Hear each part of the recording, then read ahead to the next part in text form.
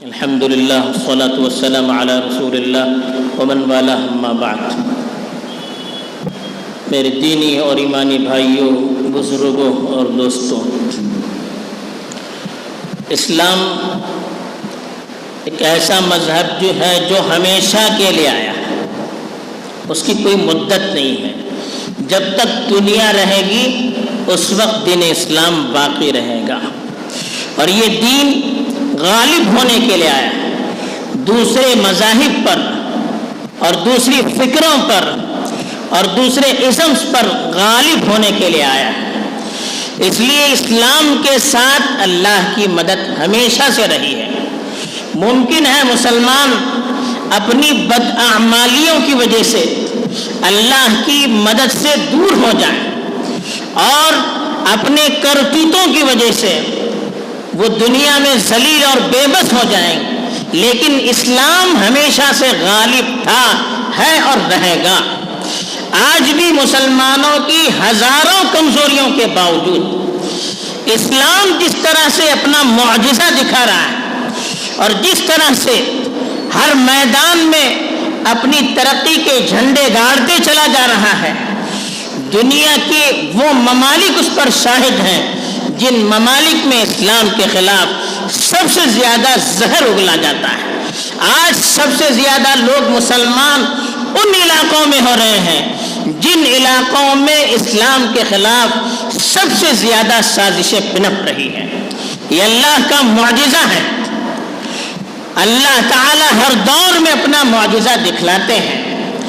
چنانچہ ان ملکوں والے جب اسلام کی تاثیر کو دیکھ رہے ہیں کہ کس تیزی سے اسلام اپنا جوہر دکھا رہا ہے، کس تیزی سے اسلام ان کے ملکوں میں پھیلتا چلا جا رہا ہے، اور اسلامی تعلیمات کس طرح سے اپنا اثر دکھا رہی ہے، ان کے سامنے اس کا کوئی جواب نہیں ہے۔ جب کوئی جواب نہیں ہوتا ہے تو انسان گالی گلوچ پر اتر آتا ہے۔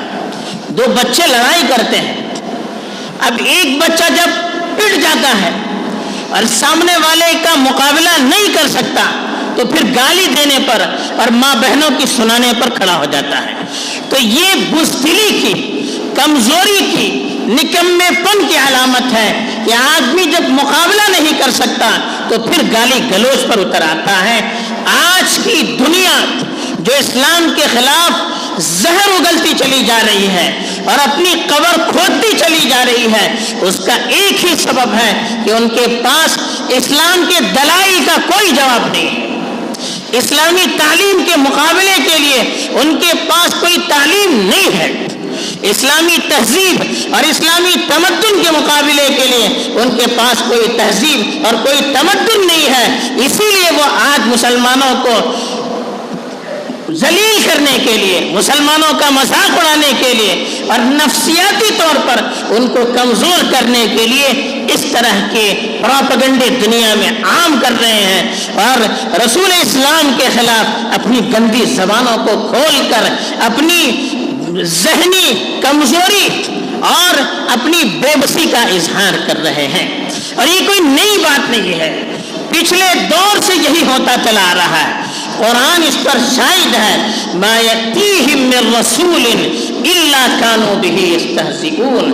جب بھی ان کے پاس کوئی رسول آیا تو انہوں نے اپنے رسول کا مذاق اڑایا۔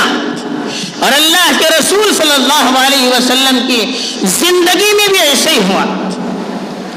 اللہ کے رسول کی زندگی میں جب اللہ کے رسول کی دشمنوں نے دیکھا کہ اللہ کے رسول کی تعلیم کا کوئی مقابلہ نہیں ہے، قرآن کے پیغام کا کوئی مقابلہ نہیں ہے، جو قرآن سنتا ہے متاثر ہو جاتا ہے، جو رسول اللہ صلی اللہ علیہ وسلم کی مجلس میں بیٹھتا ہے وہ آپ سے متاثر ہو جاتا ہے، جو آپ کے ساتھیوں سے ملتا ہے وہ ان سے متاثر ہو جاتا ہے، جس کی وجہ سے اسلام تیزی سے پھیلتا چلا جا رہا ہے، تو ان کے پاس بھی کوئی جواب نہیں رہا۔ انہوں نے بھی اللہ کے رسول صلی اللہ علیہ وسلم کو بدنام کرنا شروع کر دیا۔ کبھی شاعر کہا، کبھی جادوگر کہا، کبھی نعوذ باللہ پاگل کہا، کبھی کاہن کہا۔ اس طرح کے القاب ان پر چسپاں کر کے لوگوں کو ان سے دور کرنے کی کوشش کی۔ لیکن اللہ کے رسول اللہ کی مدد کا ساتھ آتا ہے۔ جب بھی رسول آتا ہے اللہ کی مدد کے ساتھ آتا ہے، اور رسولوں کی مدد کی ذمہ داری اللہ پر ہوتی ہے۔ اللہ کے رسول پر جب بھی کوئی الزام لگا قرآن نے ان کا جواب دیا۔ قرآن نے صاف لفظوں میں کہا اِنَّا كَفَيْنَاكَ الْمُسْتَهْزِئِينَ، جو مذاق اڑانے والے ہیں ہم آپ کی طرف سے کافی ہیں، ہم جواب دینے کے لیے کافی ہیں، ہم انتقام لینے کے لیے کافی ہیں۔ أَلَيْسَ اللَّهُ بِكَافٍ عَبْدًا، اللہ نے پوچھا اپنے بندے کے لیے اللہ کافی نہیں ہے اور کسی طاقت کی ضرورت ہے؟ یہ اللہ کی طرف سے وعدہ ہے۔ فَسَيَكْفِيكَهُمُ اللَّهُ، اللہ نے کہا ان کے مقابلے کے لیے آپ کی طرف سے اللہ کافی ہیں۔ تو جب بھی ایسا کوئی معاملہ آیا اللہ کی طرف سے جواب دیا گیا، قرآن کی آیتیں اس پر شاہد ہیں۔ اور جنہوں نے اللہ کے رسولوں کی توہین کی، جیتے جی لوگوں نے اپنی آنکھوں سے دیکھا کہ کس طرح سے اللہ نے ان کو ذلیل کیا۔ وَلَقَدْ اسْتُهْزِئَ بِرُسُلٍ مِّن قَبْلِكَ فَحَاقَ بِالَّذِينَ سَخِرُوا مِنْهُمْ مَا كَانُوا بِهِ يَسْتَهْزِئُونَ، اللہ کے رسول سے کہا کہ آپ سے پہلے جو رسول تھے ان کا بھی مذاق اڑایا گیا، تو جن لوگوں نے مذاق اڑایا تھا ان کے مذاق کا وبال انہی پر آیا اور وہ تباہ اور برباد ہو کر رہ گئے۔ اگر فرد نے رسولوں کا مذاق اڑایا وہ فرد تباہ ہوا، اگر قوموں نے رسولوں کا مذاق اڑایا پوری قومیں تباہ ہو گئی۔ ہماری تاریخ شاہد ہے، بڑے مورخین نے لکھا ہے کہ بعض موقعوں پر مسلمانوں نے دشمنوں کا محاصرہ کیا، کئی دنوں تک محاصرہ کیا، لیکن ان پر غالب نہیں آ سکے۔ لیکن جب دشمنوں نے اللہ کے رسول صلی اللہ علیہ وسلم کو گالی دینا شروع کر دیا، پھر وہ قومیں تباہ اور برباد ہو کر رہ گئی، مسلمانوں کو فتح کرنا آسان ہو گیا۔ بہت سے علماء نے اس کی مثالیں اپنی اپنی کتابوں میں بیان کی ہیں۔ تو یہ یاد رکھنا چاہیے جو مذاق اڑائے گا وہ اپنی خبر کھو دے گا، اس کا تو اللہ کی طرف سے انتقام لینا بالکل یقینی ہے۔ اس لیے ہمیں کیا کرنا چاہیے؟ اللہ کے رسول کی جب توہین کی جاتی ہے تو کیوں کی جاتی ہے اس کی طرف وضاحت کی گئی، اور اللہ نے بتایا کہ یہ اللہ کے رسول کے زمانے کے ساتھ خاص نہیں ہے، ہر دور میں ایسا ہوتا رہے گا۔ مشرکوں کی طرف سے، اہل کتاب کی طرف سے ایسی باتیں آپ کو سننی پڑے گی جس سے آپ کو تکلیف ہوگی۔ لَتُبْلَوُنَّ فِي أَمْوَالِكُمْ وَأَنفُسِكُمْ وَلَتَسْمَعُنَّ مِنَ الَّذِينَ أُوتُوا الْكِتَابَ مِنْ قَبْلِكُمْ وَمِنَ الَّذِينَ أَشْرَكُوا أَذًى كَثِيرًا، اللہ تعالیٰ نے فرمایا تمہیں اپنی جانوں اور مالوں میں آزمایا جائے گا، تمہیں تکلیف دے کر، تمہارے مال کو ضائع کر کے اور بائیکاٹ کروا کر تمہیں آزمایا جائے گا۔ اور اسی طرح سے کہا وَلَتَسْمَعُنَّ مِنَ الَّذِينَ أُوتُوا الْكِتَابَ مِنْ قَبْلِكُمْ وَمِنَ الَّذِينَ أَشْرَكُوا أَذًى كَثِيرًا، اہل کتاب کی طرف سے، یہود و نصارہ کی طرف سے اور مشرکوں کی طرف سے بہت سی ایسی باتیں آپ کو سننی پڑے گی جس سے آپ کو تکلیف ہوگی۔ وہ کیا باتیں ہیں؟ رسولوں کے خلاف بہت باتیں کریں گے، دین کے خلاف وہ باتیں کریں گے، دینی احکام کے خلاف وہ باتیں کریں گے، مسلمانوں کے خلاف وہ باتیں کریں گے۔ یہ ساری چیزیں ان سے سننی پڑے گی، لیکن کرنا کیا چاہیے؟ وَإِن تَصْبِرُوا وَتَتَّقُوا فَإِنَّ ذَلِكَ مِنْ عَزْمِ الْأُمُورِ، ان کا ایک ہی مقصد ہے کہ دین کا مذاق اڑا کر ہمیں نفسیاتی طور پر کمزور کیا جائے، ہمیں دین کے سلسلے میں بدگمان بنا کر، دین کی تصویر کو ہمارے سامنے بھیانک بنا کر، رسول خدا کی تصویر کو ہمارے سامنے بدنما بنا کر ہمیں دین سے دور کرنے کی کوشش کی جائے، یہ ان کا سب سے بڑا مقصد ہے۔ لیکن ہمیں کیا کرنا چاہیے؟ اللہ نے خود کہا وَإِن تَصْبِرُوا، تمہیں جم کر رہنا ہے۔ صبر کے معنی جم کر رہنا ہے۔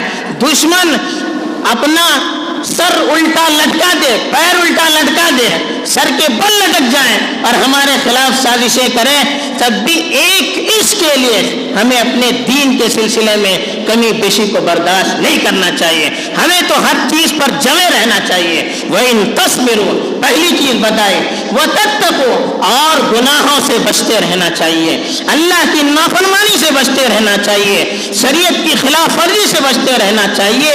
فَإِنَّ ذَلِكَ مِنْ عَزْمِ الْأُمُورِ، یہ بڑی ہمت اور جمع مرضی کا کام ہے۔ یہ بتائیں ایسے موقع پر ہمیں کیا کرنا چاہیے۔ دوسری جگہ اللہ کے رسول صلی اللہ علیہ وسلم کو تسلی دیتے ہوئے اللہ نے فرمایا وَلَقَدْ نَعْلَمُ، دیکھیے کیسی باتیں اللہ تعالیٰ کرتے ہیں، لگتا ہے آج ہم سے اللہ خطاب کر رہے ہیں. وَلَقَدْ نَعْلَمُ أَنَّكَ يَضِيقُ صَدْرُكَ بِمَا يَقُولُونَ، ہمیں معلوم ہے وہ جو باتیں کر رہے ہیں، وہ جو مذاق اڑا رہے ہیں، اس سے آپ کے دل کو تکلیف پہنچتی ہے. دیکھیے اللہ ہمارے دل کا مداوع کر رہا ہے، دل کا علاج کر رہا ہے. کہتے اللہ وَلَقَدْ نَعْلَمُ أَنَّكَ يَضِيقُ صَدْرُكَ بِمَا يَقُولُونَ، وہ جس طرح سے باتیں کر رہے ہیں، جس طرح سے مذاق اڑا رہے ہیں، ہمیں معلوم ہے کہ آپ کو دل کو اس سے تکلیف ہو رہی ہے، لیکن کرنا کیا چاہیے؟ فَسَبِّحْ بِحَمْدِ رَبِّكَ وَكُن مِّنَ السَّاجِدِينَ، اپنے پروردگار کی تسبیح بیان کرتے رہیے، ان کے ذکر میں مشغول رہیے اور نماز پڑھتے رہیے، سجدے میں رہیے. فسبح بحمد ربک وکن من الساجدین، اللہ کی تسبیح کرتے رہیے، ذکر و اذکار میں مشغول رہیے، دین سیکھنے سکھانے میں مشغول رہیے، دین کی باتوں کو پھیلانے میں مشغول رہیے اور نماز کی پابندی کرتے رہیے، فرائض کی، نوافل کی. واعبد ربک حتی یأتیک الیقین، اور موت تک اپنے دین پر جمے رہیے، اپنے پروردگار کی عبادت کرتے رہیے موت تک. دنیا کی کوئی طاقت ہمیں اس سے دور نہ کر سکے. یہ اللہ کی طرف سے حل بھی بتلایا گیا. اب اللہ نے رسول کی حفاظت کی ذمہ داری لی ہے، لیکن ہم مومن ہیں، ہمیں بھی تو کچھ کرنا چاہیے. دیکھیے اللہ کے رسول کی محبت دین کا جز ہے، اس کے بغیر ایمان مکمل نہیں ہو سکتا. قل ان كان آباؤكم وابناؤكم واخوانكم وازواجكم وعشيرتكم واموال اقترفتموها وتجارة تخشون كسادها ومساكن ترضونها احب اليكم من الله ورسوله وجهاد في سبيله فتربصوا حتى ياتي الله بامره. اللہ نے وارننگ دی ہے، کہا اگر تمہارے آبا و اجداد، تمہارے بچے، تمہارے بھائی، تمہاری بیویاں، تمہاری تجارت، تمہارے گھر بار، تمہارا مال، یہ اللہ اور اس کے رسول کے مقابلے میں تمہارے نزدیک زیادہ محبوب ہے، تو پھر اللہ کے عذاب کا انتظار کیجیے. یہ اللہ کی طرف سے وارننگ ہے. دنیا کی ساری چیزوں سے زیادہ محبت اللہ اور اس کے رسول کی ہونی چاہیے. اگر اللہ اور اس کے رسول کی محبت کے مقابلے میں یہ چیزیں، مال، دولت، رشتہ داری، یہ ساری چیزیں، اگر اس میں سے کوئی چیز رکاوٹ ڈالتی ہے تو پھر ہمیں اللہ کی طرف سے عذاب کا انتظار کرنا چاہیے. کتنی سخت وارننگ دی ہے. حدیث میں اللہ کے رسول صلی اللہ علیہ وسلم نے فرمایا لا یؤمن احدکم حتی اکون احب الیہ من ولدہ ووالدہ والناس اجمعین. کہا تم میں سے کوئی اس وقت تک مومن نہیں ہو سکتا، یعنی اس کا ایمان مکمل نہیں ہو سکتا جب تک میری محبت اس کے بچوں، والدین اور دنیا کے تمام لوگوں سے زیادہ نہ ہو. سب سے بڑھ کر اللہ کے رسول کی محبت نہیں ہوگی تب ایمان مکمل نہیں ہو سکتا. حضرت عمر رضی اللہ تعالیٰ عنہ نے ایک مرتبہ اللہ کے رسول صلی اللہ علیہ وسلم سے عرض کیا، اے اللہ کے رسول، مجھے اپنی جان کے بعد، اپنی ذات کے بعد سب سے زیادہ محبت آپ سے ہے. اللہ کے رسول صلی اللہ علیہ وسلم نے فرمایا تمہارا ایمان مکمل نہیں. پھر تھوڑی دیر اللہ کے رسول کی طرف گھورتے رہے، توجہ ڈالتے رہے. پھر تھوڑی دیر کے بعد حضرت عمر نے کہا، اے اللہ کے رسول، اب میرے دل کی کیفیت یہ ہے، میری اپنی ذات سے زیادہ آپ کی محبت میرے دل میں ہے. اللہ کے رسول نے اس وقت کہا، الآن یا عمر، اب تمہارا ایمان ہے عمر مکمل ہوا ہے. تو یہ اللہ کے رسول کی محبت سب سے مقدم ہونا چاہیے. اللہ کے رسول کی ذات پر آنچ آ جائے، جان دینے کی ضرورت پڑے، جان دینا یہ وقت کا فریضہ ہے. صحابہ کی تاریخ اس پر شاہد ہے. حضرت سعد بن ربیع ایک واقعہ، غزوہ احد میں اللہ کے رسول صلی اللہ علیہ وسلم نے جب جنگ ختم ہو گئی، بہت سارے صحابہ نہیں تھے، زخمی تھے، تو حضرت زید بن ثابت کو حضرت سعد بن ربیع کی تلاش میں بھیجا. ایک صحابی تھا، انصاری صحابی، اور کہا کہ اگر وہ زندہ مل جائیں میری طرف سے ان سے سلام سنانا ان کو اور پوچھنا کیا حال ہے. تو حضرت زید بن ثابت تلاش کرتے ہوئے چلے گئے، تو آخری جگہ پر ان کی لاش پڑی ہوئی تھی، بالکل آخری وقت تھا، آخری سانسیں لے رہے تھے. تو انہوں نے کہا کہ اللہ کے رسول نے آپ کو سلام عرض کیا. تو تو انہوں نے سلام کا جواب دیا اور اپنی طرف سے بھی کہا میری طرف سے بھی رسول اللہ صلی اللہ علیہ وسلم کی خدمت میں سلام عرض کر دینا. اور پھر پوچھا کہ رسول اللہ صلی اللہ علیہ وسلم نے پوچھا ہے کہ آپ کی حالت کیا ہے؟ کہا کہ مجھے احد کے پیچھے سے جنت کی خوشبو نظر آ رہی ہے.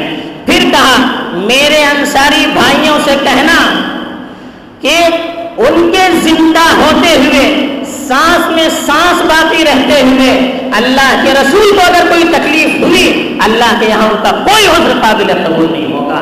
مر رہے ہیں اس وقت انہوں نے کہا کہ آپ کی زندگی کے اندر ایک سانس بھی باقی ہے اور اللہ کے رسول کو کوئی تکلیف ہو رہی ہے تو پھر کل کو اللہ کے یہاں کوئی عذر نہیں ہوگا. کیا محبت تھی اللہ کے رسول کی ان کے دلوں کے اندر. ایک واقعہ جہاں بچے جو دینی تعلیم حاصل کرتے ہیں ان کے یہاں بہت مشہور ہے. ابو جہل کو مارنے والے جو چھوٹے چھوٹے بچے تھے معاذ ابن افرا محفظ ابن افرا حضرت عبد الرحمن ابن عوف کہتے ہیں کہ جنگ بدر میں میری طرح کے چھوٹے چھوٹے بچے تھے. میں نے دیکھا اس طرف چھوٹے چھوٹے بچے میں کیا کروں. جب میں ابھی سوچ ہی رہا تھا ایک بچے نے کان میں چپکے سے کہا کہ چچا جان آپ کو معلوم ہے ابو جہل کون ہے؟ حضرت عبد الرحمن ابن عوف نے پوچھا کیوں؟ کہا کہ مجھے معلوم ہوا ہے کہ وہ اللہ کے رسول کو گالی دیتا ہے, اگر مجھے ملے گا میں قتل کر کے رہوں گا. اب وہ خاموش ہی ہوا تھا. دوسرے بچے نے کان میں کہا کہ چچا جان ابو جہل کون ہے آپ کو معلوم ہے؟ اس لیے کہ یہ مدینہ والے تھے, عبد الرحمن بن عوف مکی کے تھے, ان کو ابو جہل کے بارے میں معلومات نہیں تھی. تو عبد الرحمن بن عوف رضی اللہ تعالیٰ نے پوچھا کیوں؟ کہا کہ مجھے معلوم ہوا ہے اللہ کے رسول کو وہ گالی دیتا ہے, اگر مجھے ملوں گا تو زندہ نہیں چھوڑوں گا. حضرت عبد الرحمن بن عوف کہتے ہیں ابھی باتیں ہو رہی تھی سامنے سے ابو جہل آ گیا. ہم نے کہا کہ دیکھو ابو جہل ہے, دونوں شیر کی طرح سے اس پر جھپٹ پڑے اور اس کا کام تمام کر دیا. یہ محبت رسول اللہ صلی اللہ علیہ وسلم کی.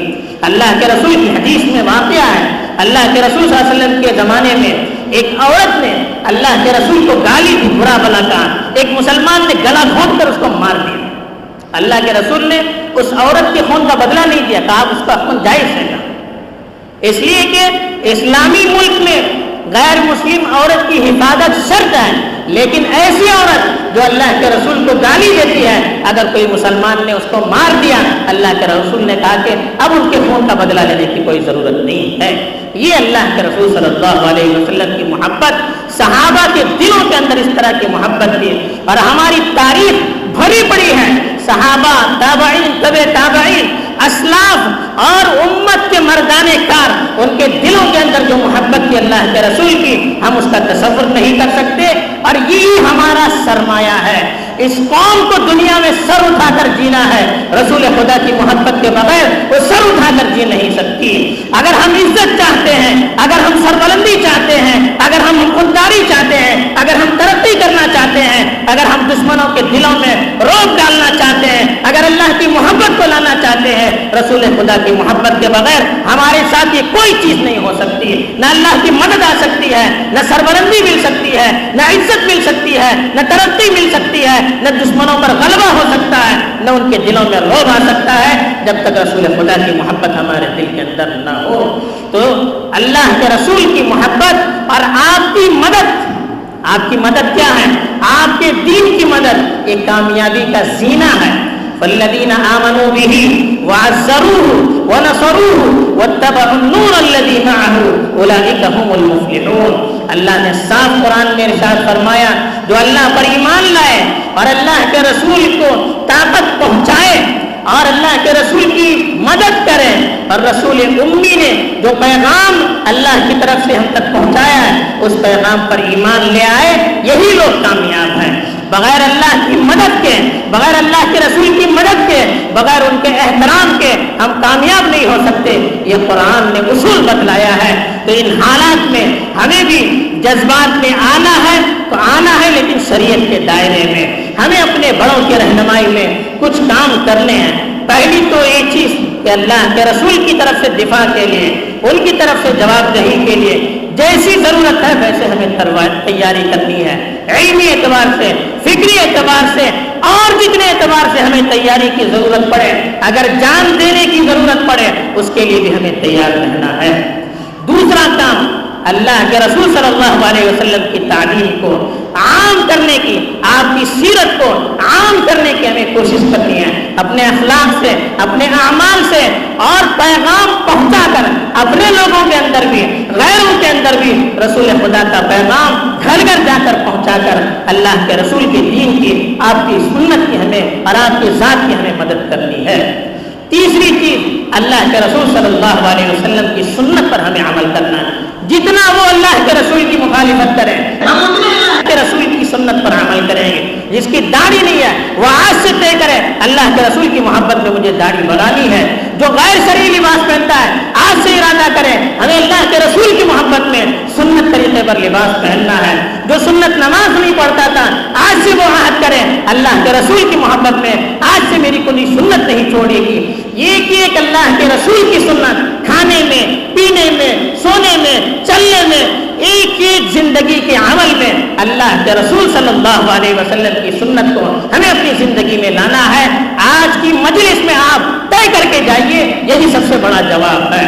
اور چوتھی چیز، ان پر پریشر ڈالنے کے لیے جیسے علماء نے بھی کہا ہے کہ ان کی چیزوں کا بائیکاٹ کرنا ہے، مالی اعتبار سے ان پر دباؤ ڈالنے کے لیے ان کی چیزوں کا بائیکاٹ کرنا ہے، تاکہ کم از کم اس طرح سے ان کی عقل ٹھکانے پہ آ جائے۔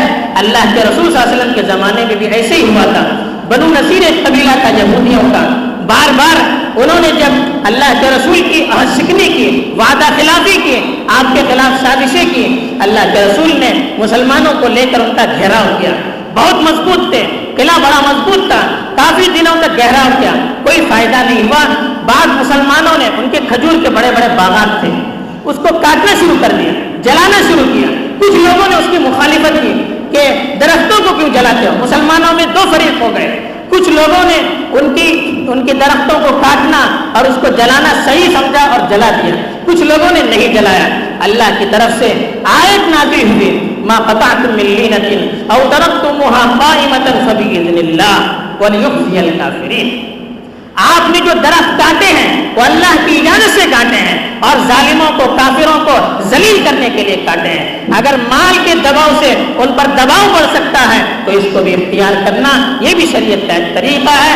بہرحال اللہ کے نبی کی نصرت کے لیے جو طریقہ ہم اختیار کر سکتے ہیں اس کو اختیار کرنا ہے۔ اور پانچویں چیز، کثرت سے اللہ کے رسول صلی اللہ علیہ وسلم پر درود بھیجنا ہے۔ آج سے نیت کریں کم از کم دن میں 100 مرتبہ اللہ کے رسول صلی اللہ علیہ وسلم پر ہم درود بھیجیں گے، اس سے اللہ کے رسول کی محبت بھی دل میں آئے گی، گناہ بھی ہمارے دھل جائیں گے اور 10 نیکیاں بھی ملے گی، 10 مقامات بھی بڑھیں گے، پریشانیاں بھی دور ہوگی۔ اور جتنی زیادہ درود کی ہم کثرت کریں گے اللہ کے رسول کی محشر کے میدان میں قربت بھی ہمیں نصیب ہوگی۔ جتنا زیادہ درود پڑھنے والا ہوگا اللہ کے رسول صلی اللہ علیہ وسلم سے اتنا قریب ہوگا۔